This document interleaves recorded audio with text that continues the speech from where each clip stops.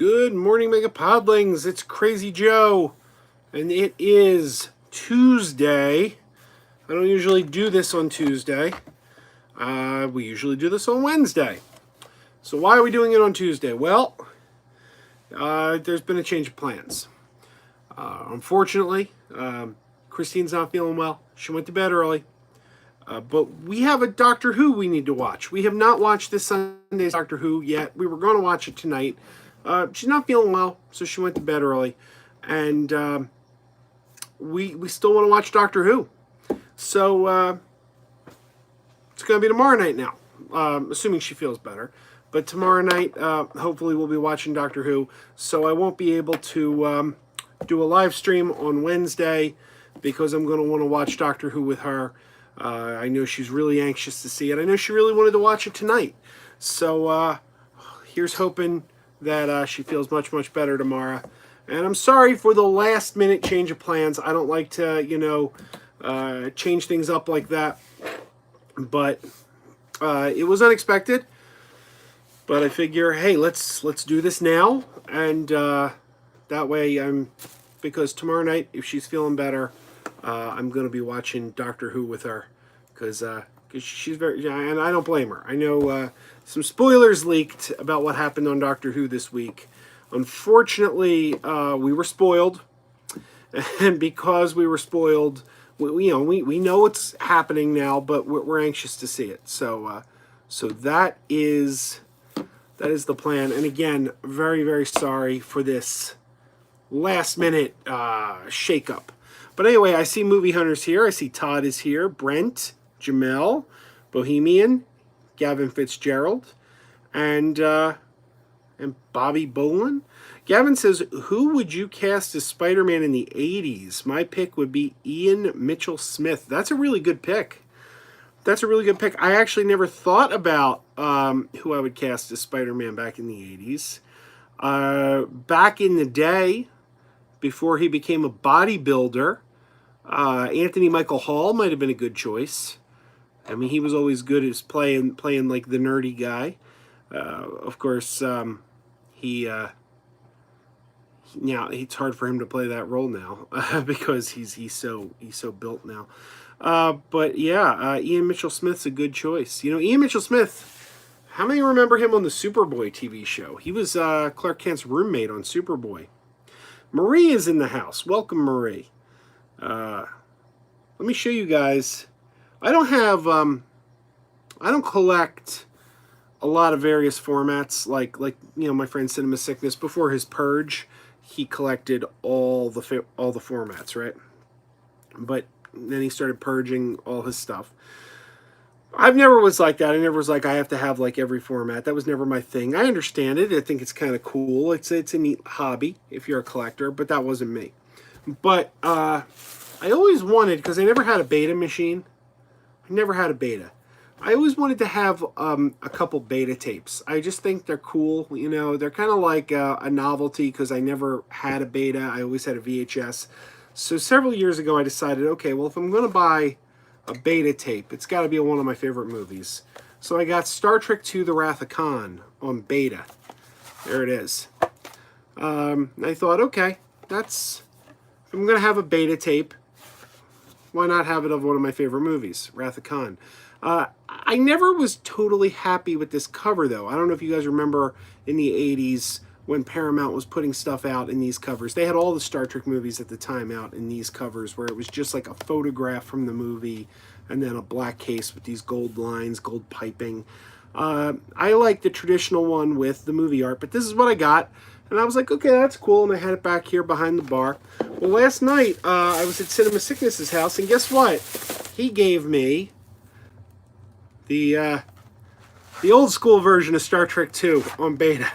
So I now have two versions of Wrath of Khan on Betamax with the various cases, which is kind of funny because I never was, the guy who had to have all the variants, but I got them now. So thank you to Cinema Sickness for that. That was pretty cool. Brent says, stay golden, Pony Boy. Outsiders reference. Greg says, Picard Episode 1. Did you like it, Craig? Did you enjoy Picard episode 1? I liked it. Some people have asked me if I'm going to do reviews of every episode. I wasn't planning on it, but, people are asking. Maybe. If people are interested, maybe.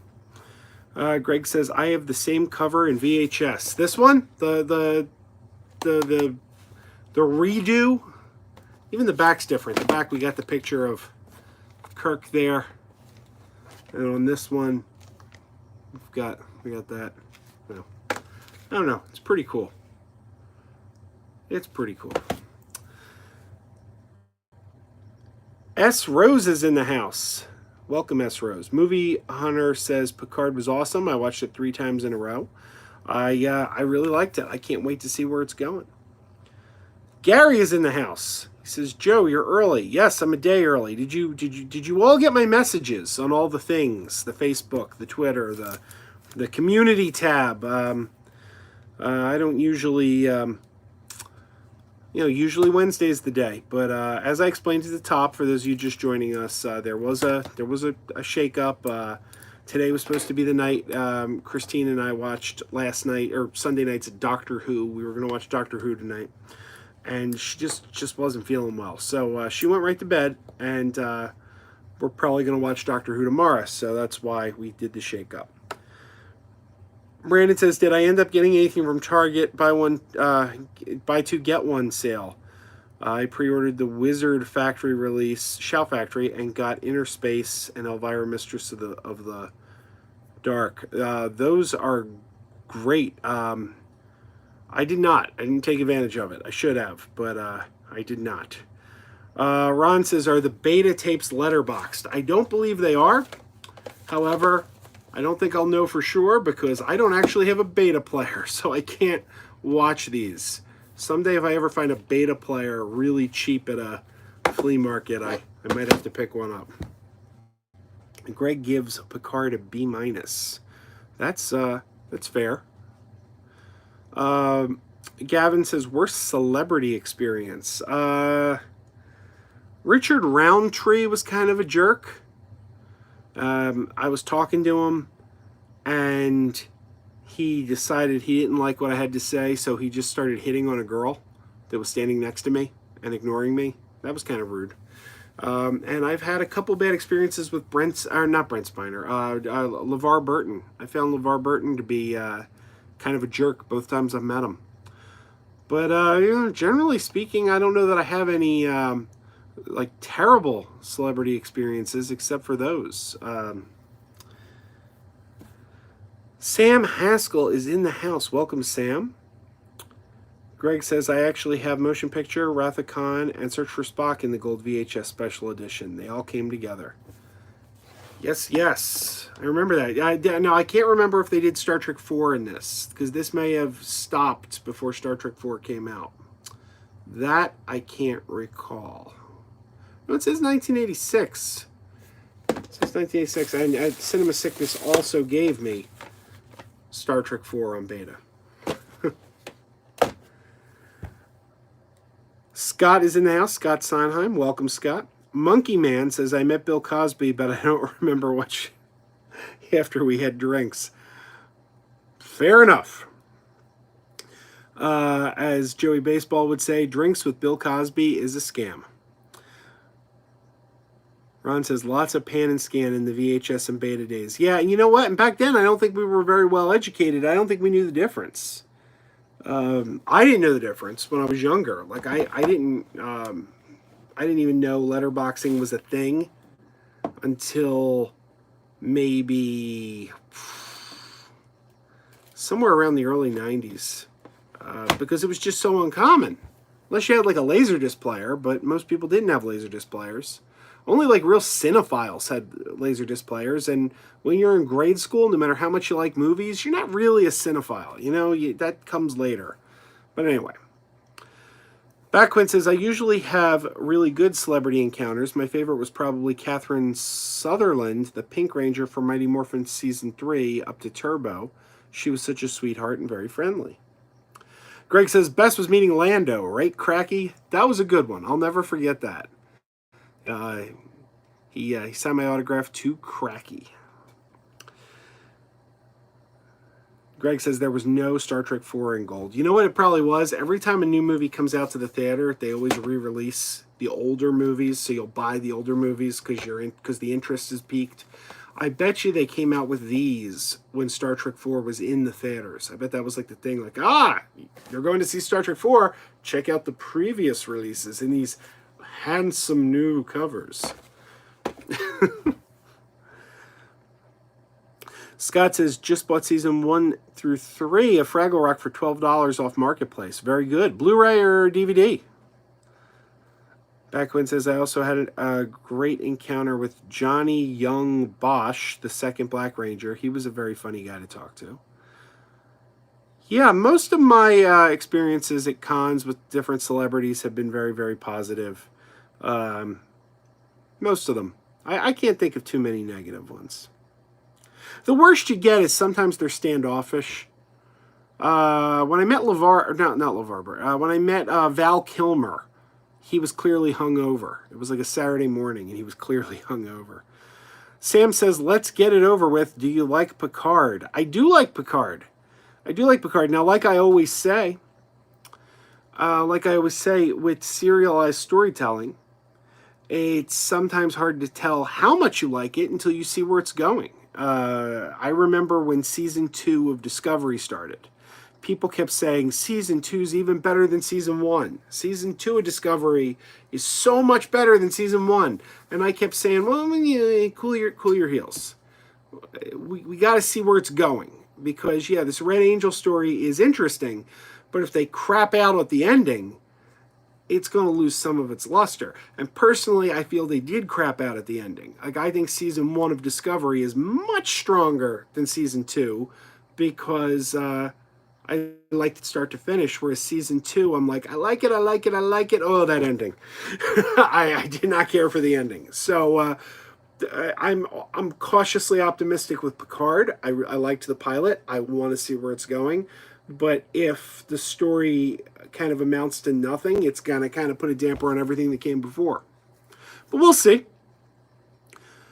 John Hines says Hayden Christensen was nice. Does Hayden Christensen do conventions? I never saw him at a convention. Lisa says, change of scenery Tuesday. Hi-ho, Joe. Hi-ho, Lisa.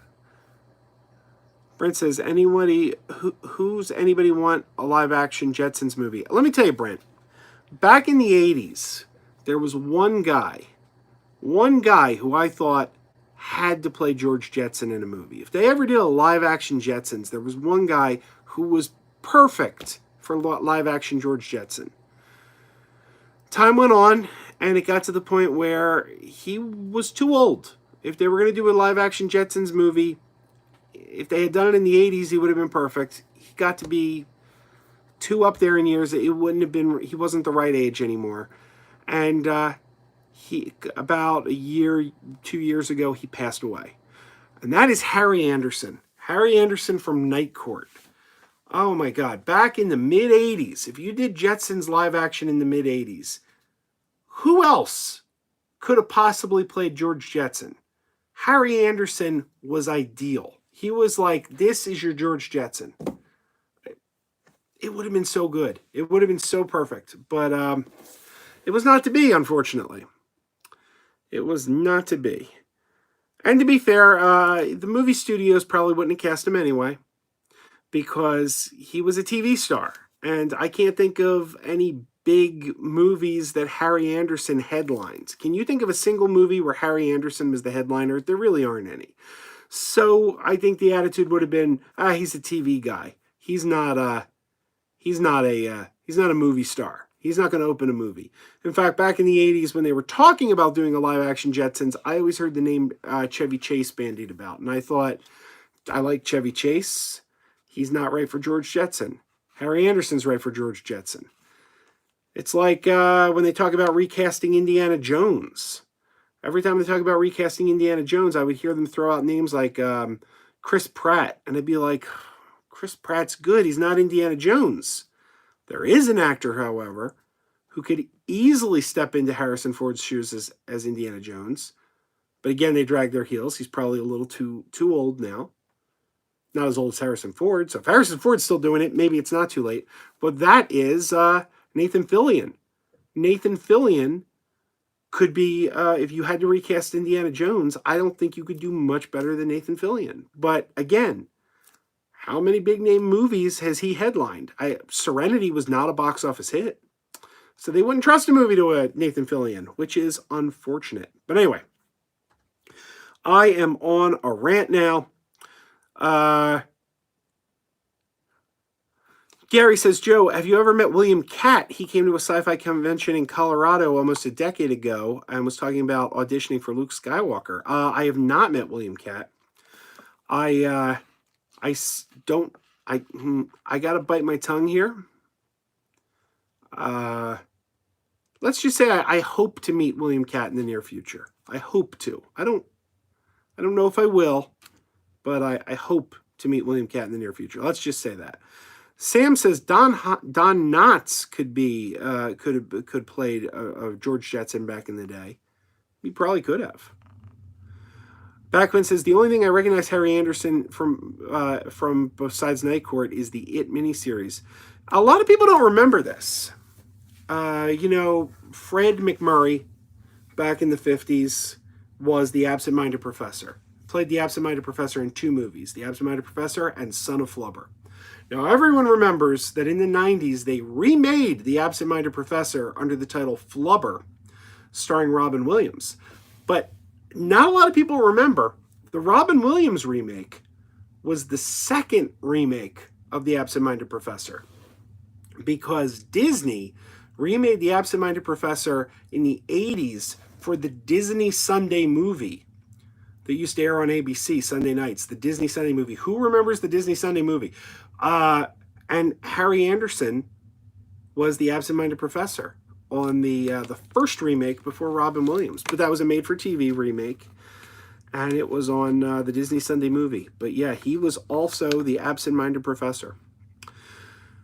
Ron says, sometimes cartoon to feature doesn't work, like the Flintstones with John Goodman. There was a lot to love about the Flintstones with John Goodman, and there was a lot to hate about it. It didn't come together. I don't think that it's necessarily a case of it wouldn't work. I think it's a case of they had a bad script. I actually thought the second one, Viva Rock Vegas, was better than the first one. Still, not great. Nothing to write home about. But I think they got it a little closer to the mark the second time around.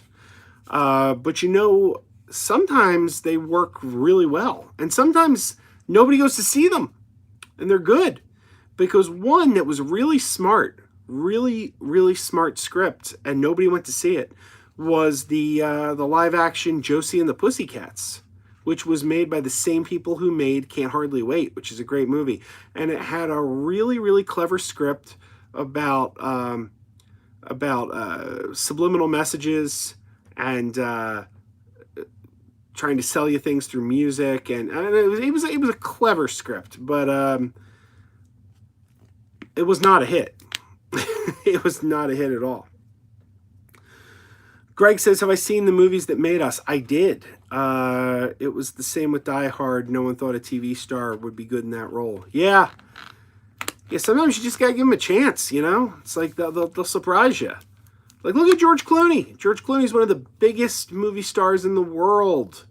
But, he was the guy from ER, He was the guy from The Facts of Life. He was on The Facts of Life. Monkey Man says, I would have cast Harry Anderson in a movie called Harry and the Andersons. Ron says, movies that made us is really good. It is. It is. E.T. says, hi, Joe. Have you ever done voice acting? Just wondering, since you like to make voice impressions. I don't do voice impressions. What are you talking about? But no, I actually went for a voice. My old company, the one that laid me off last February, coming up on the 1-year anniversary of my layoff. But it's okay. I'm working now. Things worked out well.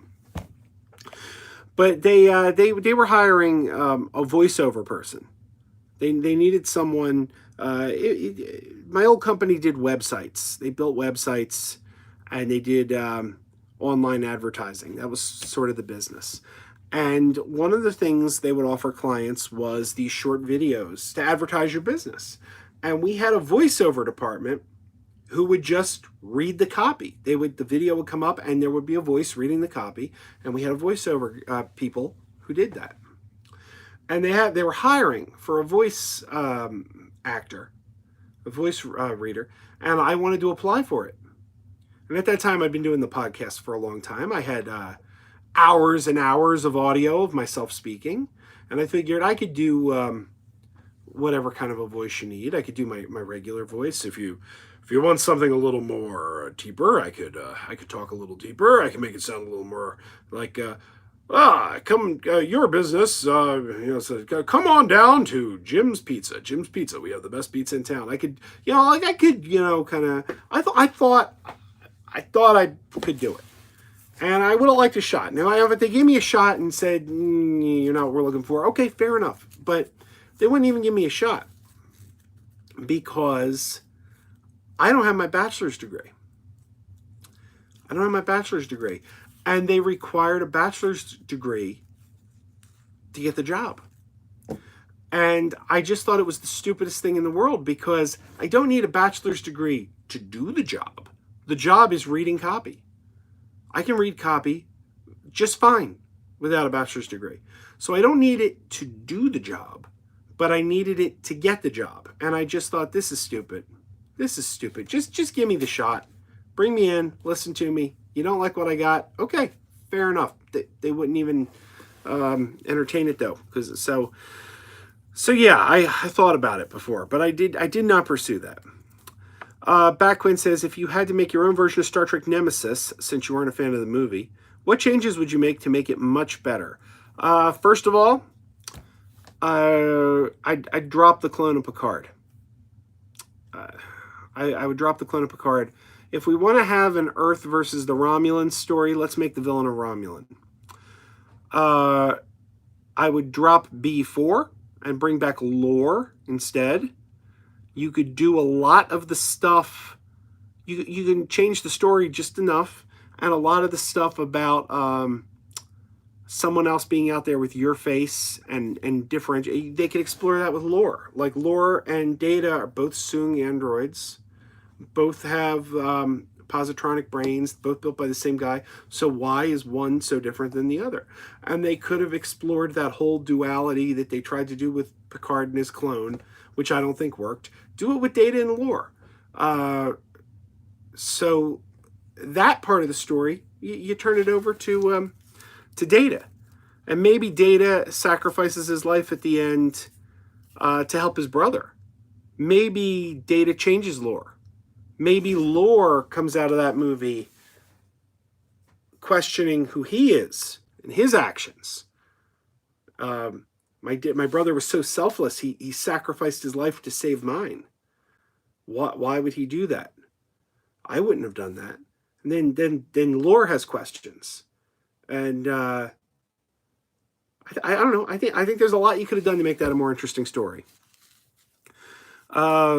Whatever it is, the villain needs motivation, because Shinzon wanted to destroy the Federation, but the Federation didn't do anything to him. It was the Romulans that wronged him. The Romulans built him. The Romulans discarded him. The Romulans threw him in the mines. What did Picard do? What did the Federation do? I don't know. I'd have to think about it, but I think there's things you could do to maybe make that better. Give it a few more. Give it some twists. Punk Nerd says, "Did you move to Tuesday?" Not regularly. This is a impromptu Tuesday because of I don't want to keep repeating it. I said it at the top, but Christine's not feeling well, so we're doing Tuesday instead. Monkey Man says, "I can't believe they're doing a live action Bambi. Talk about giving kids nightmares." Well, I know Marie is here, and Marie is very excited. Backwood says, "My favorite George Clooney role was From Dusk Till Dawn." I don't know that I disagree with that. Yeah, I don't know. That was a really good movie. I know I might get some crap for this, but I think George Clooney could be a great Batman if the script wasn't complete garbage. Back when I agree with you completely. I agree with you completely. George Clooney's a fine actor. His Batman movie is atrocious, but you can't blame that on Clooney. He had a garbage script and a director who just wanted to fill things with neon lights and pink gorilla suits and nipples on the bat suit. And what actor could make that work? You can't make. I mean, you put everyone liked Christian Bale's Batman, right? Everyone liked Christian Bale's Batman. You put Christian Bale in that exact same movie, it's not going to be good. You put Michael Keaton in that movie, it's not going to be good. It's a garbage script. You can't work with that. George Clooney, poor George Clooney gets so much hate for that movie, and he doesn't deserve it. He doesn't deserve it. I don't think his performance is great in it either. Like, he doesn't even try to change his voice. Like, there's a scene where he goes, "Hi, Freeze, I'm Batman." And he's just talking like George Clooney, like Michael Keaton and Christian Bale would have done the, "Hi, Freeze, I'm Batman." But if he's not getting the direction, if the director's not telling him, "Here's what I want from you," that's the job of the director, to direct him, to get the performance out of him. But no, I totally agree with you.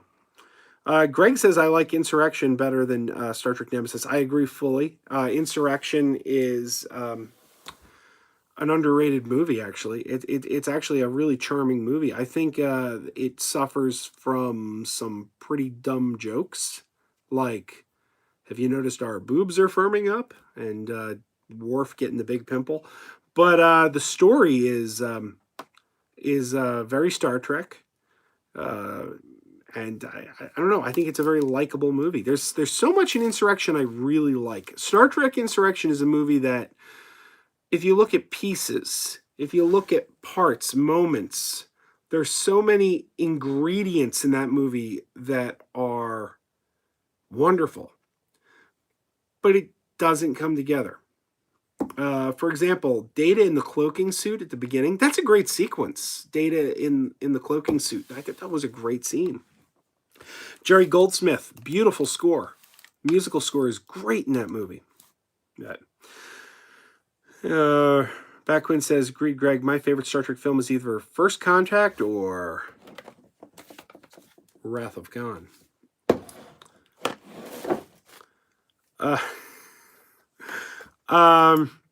Scott says, what is...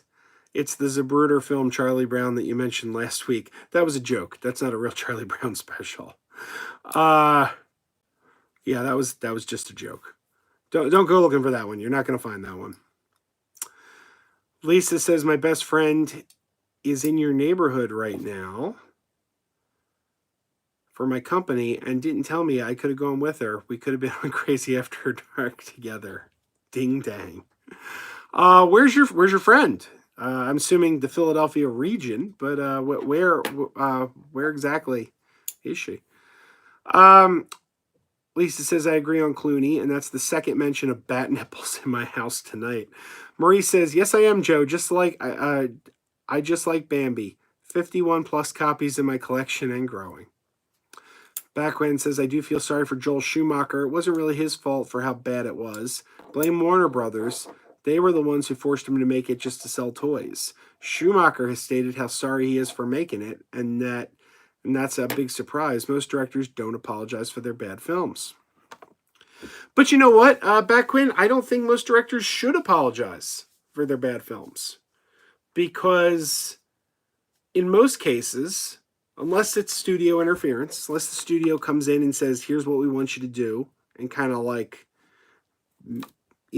like Schumacher, I think a lot of times the directors make the film they want to make, the film they want to see. And if it doesn't play, I don't know that they need to apologize for that, because they're out there. Nobody's setting out to make a bad movie. I don't know. Marie says, I'm sure there are worse things to give children nightmares than a live-action Bambi. Yes, there are. Yes, there are. Gary says, if Joel Schumacher got Adam West in Batman and Batman and Robin, it would have worked as a throwback to the Batman 66, especially with Chris O'Donnell's Robin. I never liked Chris O'Donnell as Robin. Yeah, I kind of agree with that, but even still, I don't know. There was something about the 66 Batman and the way it was shot and everything.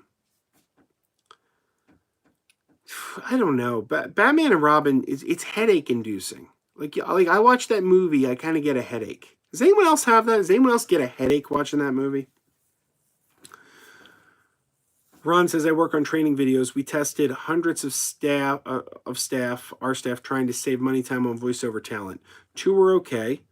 High voice men, low voice women, but there aren't any strict rules. Backwin says, the best way to sum up his Robin is that joke Nostalgia Critic made of Robin whining. I'm not familiar with that joke. James says, hey, Crazy Joe, sorry I'm late tonight. I thought it was on Wednesday. Yeah, again, this is a last-minute scheduling change for this week only. I explained it all at the top of the show. If you want to go back, I do explain the reason for the change. I'm sorry, but we'll get it back on Wednesday, starting next week. Which reminds me, Super Chat Hippo is in the house. There he is. Look at those eyes. Look at those eyes. Look, doesn't he have eyes to die for? Oh, what a guy. What a guy. Sam says, what's your next movie? Probably Parasite. I got Parasite. I'm ready to watch Parasite. It's probably going to be Parasite. And Jim says, what did I think of Ready or Not? I really liked Ready or Not. Mr. Heath of Serial at Midnight did not steer me wrong. That was a great movie. Really enjoyable. And yeah, he was not wrong. I don't think I'd put it at number 1. He put it at number 1. It wouldn't be my number 1. But yeah, it's one of the most entertaining films of the year. Let me show you something. This is a Dollar Tree title. This is a Dollar Tree title I picked up. It was in my Dollar Tree video, The Stream. It's about kids in 1981 who have lightsaber battles using wiffle ball bats. And I was interested when I read that because I used to do that. I used to use wiffle ball bat as a lightsaber. So this interested me. And one of you guys, Mr. Brandon Sullivan, pointed out to me, because I hadn't watched it yet, this movie was shot in the neighborhood I grew up in. This movie was shot in Delaware County, Pennsylvania. Oddly enough, the movie takes place in Bucks County, Pennsylvania, which is closer to where I live now. But this was shot in the town I grew up in. And they go to the mall in this movie. And the mall they go to is the mall I worked in for a number of years. The Granite Run Mall. And it was torn down. It was bulldozed about 2 years ago. We were all very, very sad to see our mall go. Kevin Smith was actually looking at it when it was shut down to shoot Mallrats 2. Obviously, Kevin Smith never made Mallrats 2.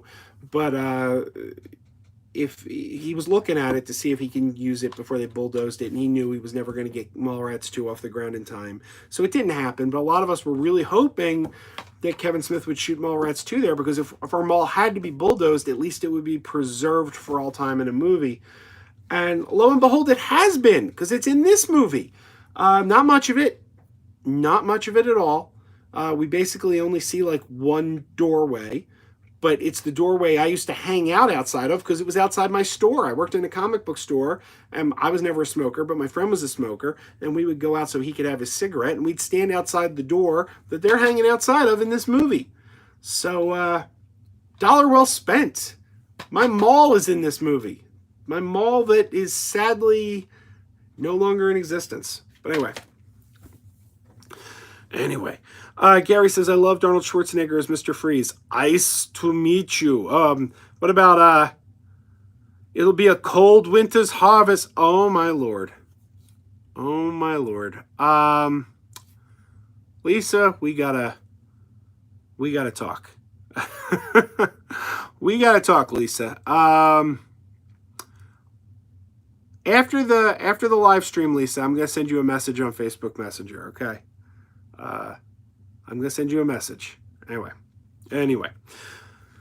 Backwin says, me and Clay still joke about the Ice Age quote.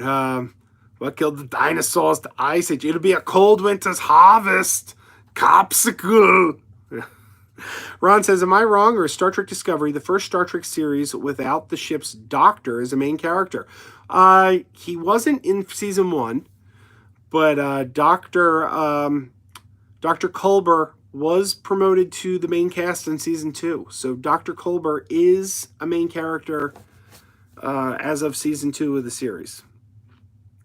Backwin says, most of the Star Trek films were enjoyable except for Star Trek V and Nemesis, but I didn't hate Star Trek V. Nemesis sucked, though. I totally agree with you on Star Trek Nemesis. I think Star Trek V is very underrated. I really like Star Trek V. Star Trek V introduced some things that were controversial at the time. A Vulcan who embraces emotions, but it turned out to be kind of a forebearer of what would follow on Enterprise and Discovery, because we're starting to find that the Vulcans are a little more multifaceted than we thought. And I kind of always point to Star Trek V as the springboard for these ideas. Punk Nerd says, please make Dollar Tree come to Hawaii. If I could, I would, man. If I could, I would. Jim Duggan says they should interview you for the sequel. Which sequel? The Stream? Sequel to The Stream? I don't think they're going to make a sequel to The Stream. But, sure. Gary says Mallrats was better than Clerks. I don't know if I'd agree with that. I love them both, though. I'm partially Chasing Amy, but I'm biased because I was in Chasing Amy. Ron says, I'll admit to liking Star Trek Nemesis. First time I saw Tom Hardy, and I think his performance was really good. Yeah, again, it's like George Clooney and Batman. I can't blame Tom Hardy. Backwin says, I like Clerks way more because of how hilarious the dialogue is. There's a lot of fine-looking women out there, but most don't bring you lasagna at work. Most of them just cheat on you. And there is Jules making a racket. James says, ever seen The Amazing Bulk, Joe? I saw a review of it by I Hate Everything. The movie looks bad. I've never heard of that one. I must say, I don't know. Scott says, I looked for it. You got me. What did you look for, Scott? What did I miss? I'm sorry, Scott. Oh, it's the Zapruder film, Charlie Brown. I'm sorry, man. I apologize. That was totally a joke. Years ago, many years ago, I worked for TV Guide. It was a long time ago, about 20 years ago. But I used to work for TV Guide. And one of the things we used to do at TV Guide, my friends and I, is we would have an email chain going, and we would kind of like entertain each other, make each other laugh in emails. And it was a different era, like 20 years ago. And we were not as politically correct as people are today. And one of our favorite things to do was email each other the titles of fake Charlie Brown specials. Charlie Brown specials that do not exist. And some of them were really inappropriate. And I'm not going to repeat them here. I like to keep things PG. And some of them were definitely not PG. So the other day when you guys asked, last week when you asked what's your favorite Charlie Brown special, I pulled out one of those old titles that we used to bandy about. And it was probably the most appropriate of all of them. The one I felt most comfortable saying on the stream. And that was, it's the Zapruder film, Charlie Brown. James says, have you seen Superman the Animated Series? It's great. Oh, yeah. Yeah, absolutely. I watched that. I was there in front of the TV. If it is indeed Hacksaw Jim Duggan that's been visiting my chats all these time, I want to thank you for the autograph you signed for me at the autograph Hacksaw Jim Duggan, if that is indeed you. But I don't think it is. Killswitch says, what's your thoughts on real alien races? I have never met any. It's hard to say. I've never met any. Did I freeze? Did I freeze it for you guys? It looks like I froze on my iPad here. Let me know if I'm frozen. Sam says, can you tell me your exact part in Chasing Amy? Ah, yes. And you won't be able to see me. You will not be able to see me. You know what? I'm going to post a picture. After the live stream, go to the community tab. Go to the Mega Podtastic community tab, and I will post a photo with an arrow pointing to me. Because if you don't have me pointing myself out to you, you won't see me. You won't see me. I'm very small. I'm very small on screen. So yeah, go to the community tab after this live stream. Look for the picture. I'll post it there. But I was at the hockey game. The hockey game scene. I was in the audience, or the in attendance. Here's how it worked. When I got there, they were shooting the close-ups. I got the best seat in the house. For the close-ups, I had the best seat. I'm not on camera, but Joey Lauren Adams and Ben Affleck were sitting there having their conversation. Did you know Rick Derris? Oh, yeah, Rick Derris. Oh, my God, I haven't heard that name in a while. And, that whole scene. Told you these were great seats. You know that scene? Okay. So they were sitting on the edge of the aisle. And then she says, she ends the scene by saying, if you had any questions, you could have asked me. You didn't have to go play in Hercule effing Poirot. And she gets up and she walks out of the aisle. All right, well, the next aisle over, Kevin Smith was sitting there looking at the monitor. So he was right next to where they were sitting. He was sitting next to them on the next row of benches and watching the monitor. I was sitting directly behind Kevin Smith. That's the seat I got. I was not in the shot, but I was directly behind Kevin Smith, and I was sitting next to Scott Mosier. I was chatting with Scott Mosier, who went on to direct The Grinch, the animated Grinch for Illumination. And that was my seats. I was sitting behind Kevin Smith. I was watching over Kevin Smith's shoulder while he directed the movie. It was amazing. So then it came time to do the big crowd shot. Now again, I'm not on camera in any of this. They're doing the close-ups on Affleck and Joey Adams. I'm not on camera. I'm just next to them. Just off camera. And it comes time to do the wide crowd shot. So now Kevin Smith needed all the extras to spread out, because now he does need to get us on screen, and he needs to fill the auditorium, because everybody was kind of bunched together around Ben Affleck and Joey Adams. He doesn't want that for the crowd shot. He wants to get, people everywhere. So we got redirected, and we got redirected all the way to the top row, all the way to the end. So I'm literally in the top corner of the screen. If you're watching it in pan and scan and not letterbox, I'm probably cut out of the shot. But there you go. And I'll post the picture. One thing I will tell you, I'll tell you a ad lib that did not make it to the movie, but it cracked up everyone, including Kevin Smith. Kevin Smith thought it was hilarious.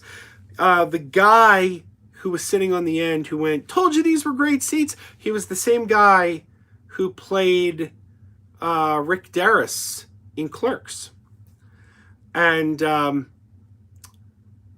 when she gets up and storms out and Ben Affleck goes after her, their seats are empty. That's where the scene ends. And that guy who played Rick Derris in Clerks just went, told you these were great seats. And then he went, scoot over to his friend, because the space opened up. He said, scoot over. Well, it's not in the script. It's not in the final movie. And everyone lost it. It was such a funny addition. But and Kevin Smith just says times cut, scoot over. He was laughing, but obviously it's not in the movie. So anyway, Kill Switch says, yes, you froze because I asked the big question. They don't want anyone talking about alien races and what's out there. Fair enough. Ron says, Shetland with Douglas Henshaw is a fantastic mystery with season-long stories. I haven't heard of that. I'll look for it. Wes is here. Welcome, Wes. And he says, stream freezing for others or just me? Okay, so it is unanimous. I was freezing. I'm not frozen anymore, am I? Anyway. James says, recently I've got the Captain America TV movies on DVD from Dollar Tree. I heard those movies were not good, but I wanted to see it for myself. Hey, I can't blame you. I picked them up too. They're over on my desk. I picked them up too. They're terrible. I remember watching them on TV in the 80s. They used to come on every now and then on a Saturday afternoon. And at the time, other than Christopher Reeve as Superman, we didn't really get a lot of live action superheroes. I mean, I think back in the 80s, Michael Keaton's Batman was still a few years off. And, we had Christopher Reeve. We had Helen Slater as Supergirl. We had reruns of the Adam West Batman. So live action superheroes were not something we had a lot of. So yeah, on Saturday afternoon they showed Motorcycle Helmet Captain America. You watched Motorcycle Helmet Captain America. Wasn't good, but there you go. Gary says, Joe, if I win your popcorn bucket, see if you can find me the Captain America movies from Dollar Tree. My local Dollar Trees are extremely hit or miss. I'll see what I can do for you. And we got a super chat from Scott Sondheim. Zapruder earned his super chat. Hilarious. Thank you. Thank you, and super chat hippo thanks you. Thank you. Greg says, I was on Sequest DSV and got to meet Roy Scheider. Yes, Greg's Game Room did a video on his other channel, Adventures by George, where he shows you some of the TV shows he was an extra on back in the day. Go to his channel, look for it. It's a good video. Greg says the sets on Sequest were all made of wood painted silver. Makes me wonder what the set of Star Trek was like. Greg, you did not go, but the Atlanta sets, the Star Trek sets where Star Trek Continues were shot, they had an open house last week. And I know my friend Gary from Jacksonville drove up from Florida to Atlanta for it. I didn't know about it. If I knew about it, I would have told you, because it seems like something you would have been interested in. From what I understand, from what I've been told, the Atlanta sets are the closest thing you're going to see to if you stepped on the stage back in 1966 at Paramount. I hear they're even closer than the ones from New Voyages, the Ticonderoga set. And because the difference is Ticonderoga actually made the Enterprise. It's a circuit. You go in. If you go into the Ticonderoga set, it's what you would feel like if you were actually on the bridge of the Enterprise. It's a circular room, Whereas the Atlanta sets were made like a TV set. So the walls move because you got to be able to get cameras in. So it's not like a static, like set room. They can actually move the walls to bring cameras in and move we got to shoot from there. We got to bring the sound guys in from this way. So it's more like a TV studio. So I understand that it's actually more like the authentic sets from the 60s.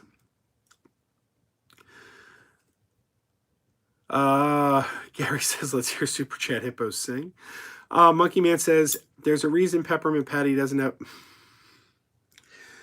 Remember I said we had a lot of inappropriate ones? You're treading very, very, very close to one of our inappropriate ones. But anyway, Sam says, at one point I was going to be on a wanted poster in Muppets Most Wanted, but I missed the chance. I was only second in line too. The poster was going to be in the interrogation scene. That's awesome. That's awesome. Oh my God, the interrogation scene is so great. The interrogation song, I love the interrogation song. Miss Piggy, we know you did the crime. Yeah, no, they are incapable of being culpable. Yeah, I love that movie. That's a great scene. I'd love to hear the story of how you came to almost be on the poster. Please let me know. James says, ever seen Fat Albert and the Cosby Kids? It's a pretty good show. I have some of the DVDs. I definitely have some of those DVDs. Ron says, what do you think of the 1950s Superman with George Reeves? They didn't have much budget. It's true. They didn't. I never thought George Reeves looked like Superman. Like, he never, like, you look at Superman in the comics, George Reeves never, the face, he never quite looked like Superman. But that show, groundbreaking at the time, and I like it. I like it. I've got, I own the complete series on DVD. I'm a fan. I always thought it was a little weird that Lex Luthor never appeared on the show. I mean, he was in the comics at the time, and he was in the serial, the theatrical serial that preceded the show. I once asked Noelle Neal, who played Lois Lane. I met her at a con, and I asked her how come Lex Luthor was never on the show. She didn't know, but yeah. But I do like the George Reeves series. It would have been nice if they could have found some way to incorporate the George Reeves series into Crisis on Infinite Earths on the CW. That would have been pretty cool. I mean, obviously, like, the whole cast is dead, so it would have been tricky, but it would have been kind of neat if they found a way. Gary says, have you seen You're the Hunter from the Future? Reb Brown, who played Captain America, is the lead. I own it on Blu-ray, and I've never watched it. It's one of those movies I'd like to get to, but I just haven't found the time yet. But I do own it. Trashboat says, hey, Joe, just finished watching Parasite. I think I have a new choice for Best Picture at the Oscars. All right. I'm looking forward to it. Parasite's probably going to be the next thing I watch. I'm really anxious to watch it. Connor says, hey, Crazy Joe, have you seen Tammy and the T-Rex? Tammy and the T-Rex, it dates back to the 80s, doesn't it? From what I understand. I've never seen it. I had never heard of it until recently. Now, I think it's coming out with a Blu-ray release. I think it's streaming on Shudder, and I don't have Shudder. But I'm fascinated. It's a good title. I'd like to know more about Tammy and the T-Rex. I'd kind of like to see it. Gary says, the Peanuts presents It's the Birds and the Bees, Charlie Brown. Oh, boy.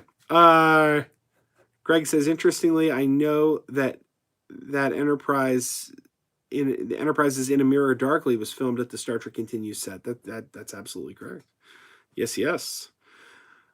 James says, ever seen Plan 9 from Outer Space? It's okay, not the worst movie ever made, but it's not amazing either. I appreciate Ed Wood's enthusiasm, but the movie's kind of boring. Plan 9 is definitely a cheese classic. I like Plan 9. Sam says, I will send that story in an email. I look forward to it. I look forward to that story, Sam. James says, the reason why Lex Luthor was not on the George Reeves Superman show is because the series would have come off as campy like the 60s Batman series. Kind of already does, though. If you watch the early seasons, the black and white seasons, the show has kind of a gritty feel to it, for the time. But by the later seasons, it definitely did start to get a little campy. But I don't see why Lex Luthor would have necessarily made it feel campy. Keep in mind, the Superman 50 series was more of a noir feel compared to the campy Batman. Again, I'll agree with you for the early seasons, but it definitely got goofier as it went along. Like the episode where Caesar's ghost appeared to Perry White. You remember that one? Perry White always says, great Caesar's ghost. There was an episode where he met Caesar's ghost. So yeah, it definitely started to get a little campier in the later seasons.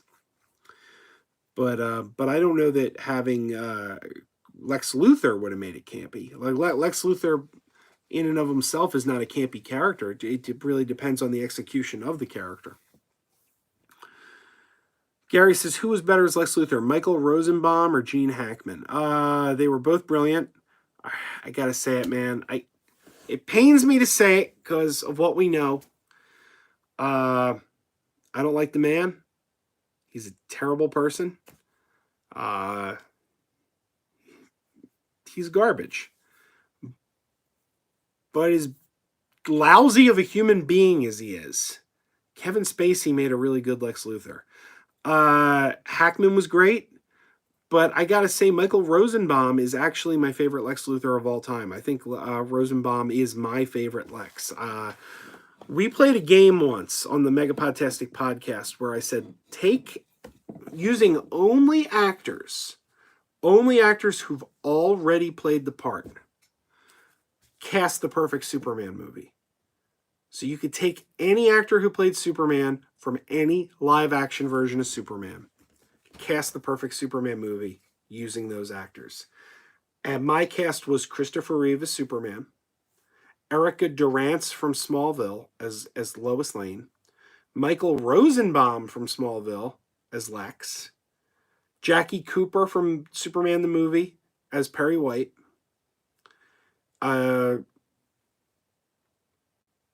drawing a blank now. Stacy Hyduke from Superboy the series from the 80s, who was also on Sequest, which Greg was an extra on, as Lana Lang, and Mark McClure from Superman the movie as Jimmy Olsen. That's my perfect cast for a Superman movie, personally speaking.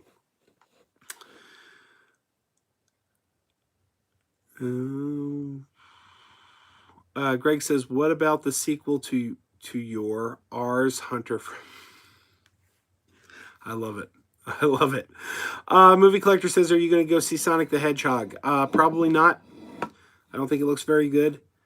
Of course, there's not much out right now, so who knows? Greg says Hackman is greater than Rosenbaum. I like Rosenbaum better, but it's hard to deny Hackman. He is quite good.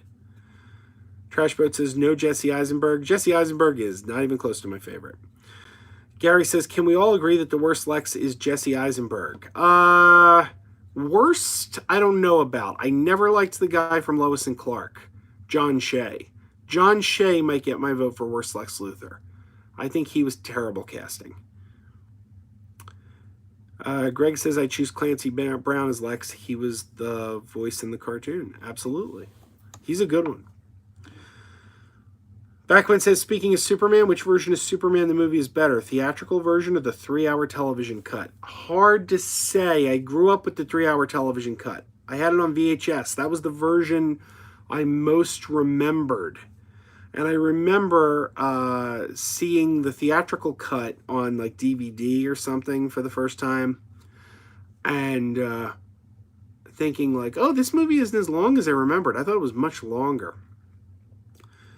I now have the Blu-ray of the 3-hour TV cut, but I've never watched it because it's hard to find 3 hours worth of time. Finding time to watch a movie is challenging enough. Finding time to watch a 3-hour movie, I would love to sit down and watch that 3-hour cut one of these days. Greg says, "Oh yeah, Stacy Hyduke was great. Beautiful eyes. Real nice." Woman too. She was a guest on the audio podcast. She came on, talked about Superboy the series. She was terrific. Really a really great guest. And the funny thing is, at the time, she had just shot some scenes on True Blood, and she told me. She said, "Oh yeah, and I'm going to be on True Blood. I just did True Blood." And I had the interview edited, ready to release to the public, and I get an email from her. And it says, could you cut out the part where I mentioned True Blood? I just found out I wasn't supposed to talk about that. So I did. I went back. I edited it out. So if you listen to my interview now, there's no mention of True Blood.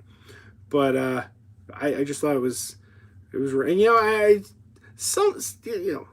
I'm sure someone out there probably would have been like, I got an exclusive. I'm going to run with this scoop. You can't treat, someone's taking time out of their schedule to talk to you. Like, who am I? Who's Crazy Joe? This guy just emailed me, wants to talk to me about a show I did, almost 30 years ago. You're going to take the time to talk to me? No, I'm not going to get you in trouble with HBO. But anyway. James says, did you know there's an unreleased sketch on Sesame Street where Bert and Ernie are fighting over what to watch on TV and Batman helps settle the fight? I did not know this. I'm going to have to ask some of my Muppet expert friends about this. Lisa, are you still in the room? Did you know about this, Lisa? Gary says, Joe, in a dream Superman movie, I would cast Terry Hatcher as Lois Lane. Not Dean Cain, though. Did you know that Dean Cain played Superman at one point? I did. He's not one of my favorites. Nice guy, though. I met him at a con. Very nice guy. Connor says, what is the main difference with the Donner cut and the theatrical cut of Superman 2? Okay, well, have you seen both cuts, Connor? Which cut have you seen? Which cut haven't you seen? The Donner cut, Richard Donner was supposed to direct Superman 2. He got fired because of a fight with the producers. But he had already shot 70% of the movie. So they bring in Richard Lester, but as per the rules of the Directors Guild, in order to be credited as the director, Richard Lester had to shoot a certain percentage of the film, and Donner had already shot too much. So they had to go back and reshoot certain scenes so that Lester could get the credit. One thing they did was Superman 2 was supposed to end with Superman turning the Earth backwards. That's how Superman 2 was supposed to end. As Superman 1 got closer to they needed to finish the movie, they decided, let's use the turn the Earth back in Superman 1. We'll figure out an ending for Superman 2 later. So the Donner cut, he turns the Earth backwards again because that's what was supposed to happen. There also is a wonderful scene in the Richard Donner cut where Lois Lane, who is an investigative reporter, tricks Clark Kent into revealing that he's Superman. She outsmarts him. It's a great scene. It's wonderful. Unfortunately, they never shot the scene. But it was the scene used in the rehearsal to test Christopher Reeve against Margot Kidder. So they had the rehearsal footage. It's now in the movie. If you watch the Donner cut, you will see Christopher Reeve and Margot Kidder screen test together in that scene because they never shot the scene. And it's before Christopher Reeve started working out with a trainer to get built up for Superman. So suddenly Christopher Reeve is skinny as a rail. But it's a beautiful scene. It's a shame they never actually shot it. And in the Lester version, he kind of, it's one of those things that Lester had to change to make the movie his own. Instead of Lois outsmarting Superman and tricking him into telling her, he just kind of trips over the bearskin rug and falls in the fire. There's a number of changes. Personally, I think the Donner cut's better, but unfortunately, it has the same exact ending as the Superman 1 because they never had a chance to think up a new ending before Donner got fired. Ron says, George Reeves sad off-screen story. Liked him in Gone with the Wind and one of the Charlie Chan films. Christopher Reeve, sad accident, but a really triumphant story after that. What determination. Greg says, did I see the Kylo Ren Saturday Night Live skits, the new ones? I did. They were pretty funny. I enjoyed them. Trashboat says, Joe, do you know the story of the lost Sesame Street short, The Cracks? I do. It's pretty weird. It's pretty weird. And I talked to my friend Joe Hennis on the podcast about that. I am fortunate. I have two friends who are like sort of your go-to Muppet experts. One of them is Joe Hennis, who runs Tough Pigs. One of them is Chris Stoltz, who runs Muppet Stuff. Both of them are excellent sources for anything you need to know about the Muppets. Both of them really nice guys, too. So I've been meaning to get together with Chris Stoltz because we wanted to do some Muppet-related videos. And unfortunately, the way my life goes, we just haven't found the time yet. I'm hoping we can make something happen soon. Connor says, I've only seen the theatrical cut. I would say check out the Donner cut. It's definitely different. It's worth checking out. A lot of people like it better, but it does have some problems in that it uses some of the same scenes. Greg says, I'm sorry, I like the Lester version of Superman 2 better. Maybe it's just because that's the original one I saw. I don't know. Yeah, I understand that. And then Greg says, how was Superman 1 supposed to end? Superman 1 was supposed to end that he threw the missiles into space. He took both of the missiles, threw them into space, and the explosion in space of the missiles releases Zod and the criminals from the Phantom Zone, and the explosion, missiles blow up, they get out, and they start going, "We're free!" and flying towards Earth. Now, you will see this in the opening of the Donner cut of Superman 2, because that's not how Superman 1 ended. So it is in the opening of the Donner cut of Superman 2. But that was supposed to be the ending of Superman 1. And they felt it wasn't enough of an ending. They felt they needed something bigger. Greg says, so there was no California earthquake. I think there was. I think there was an earthquake, but I don't know.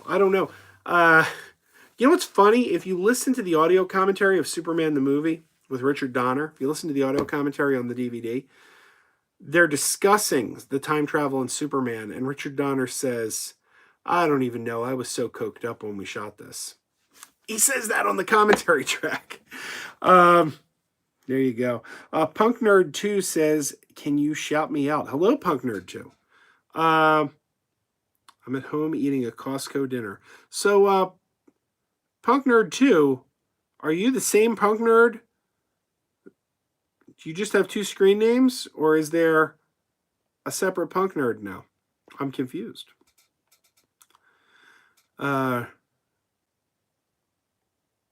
Lisa says, I just found the Sesame Street clip and messaged it to you. Bert and Ernie are arguing if they're going to watch Alphabet Man or Batman.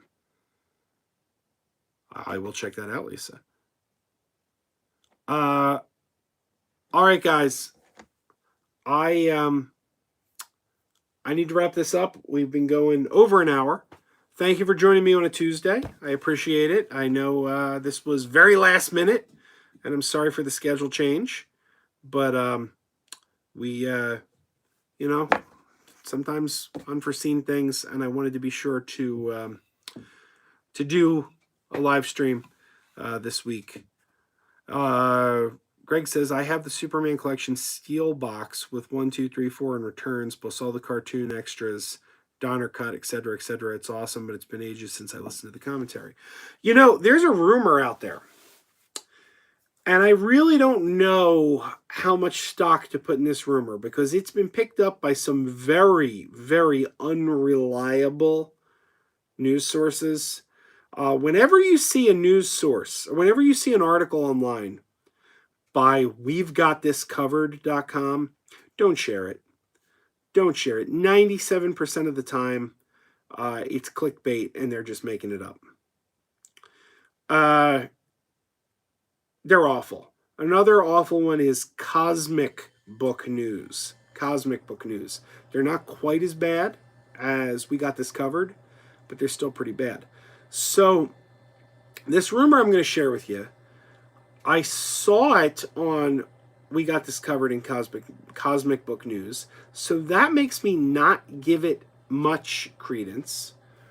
But I also saw it reported a couple other places, so I don't know what to think of this. But there's a rumor out there that Brandon Routh was so well received as Superman on CW's Crisis on Infinite Earths crossover. His version of Superman was so popular in that crossover episode of Arrow, Flash, Supergirl, that there is rumblings at Warner Brothers about giving Brandon Routh's Superman a miniseries on HBO Max. Now again, I have no idea how accurate that rumor is, because I did see it reported by some extremely unreliable sources. But I also saw it reported by some sources that I'm not familiar with. So I don't know. But I can tell you this, and I mentioned this because Greg mentioned Superman Returns. I'd love to see it. Brandon Routh was a great Superman.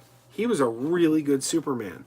And he never really got an opportunity. He did the one movie, which I liked. Some people didn't like it, but even if you didn't like it, it's not Brandon Routh's fault, you know. It's like he was really well cast. But he was so good on the Crisis crossover. So I hope this is true. I don't know that it is, but I'm hoping. And Zach Arias says, greetings from West Texas. Greetings, Zach. All right, guys, I am going to wrap this up now. Let's end it with Gary. Gary, I'm sure Gary has a joke. Let's read this. Gary says, to end the stream, I didn't forget this week, what do you call it when that strategic operations officer on DS9 runs as fast as he can? Warp speed. Wow, that Gary, that's dumb, but I love it. That is dumb, but I love it. All right, guys, thanks for watching. I appreciate it. Keep wearing those pajamas.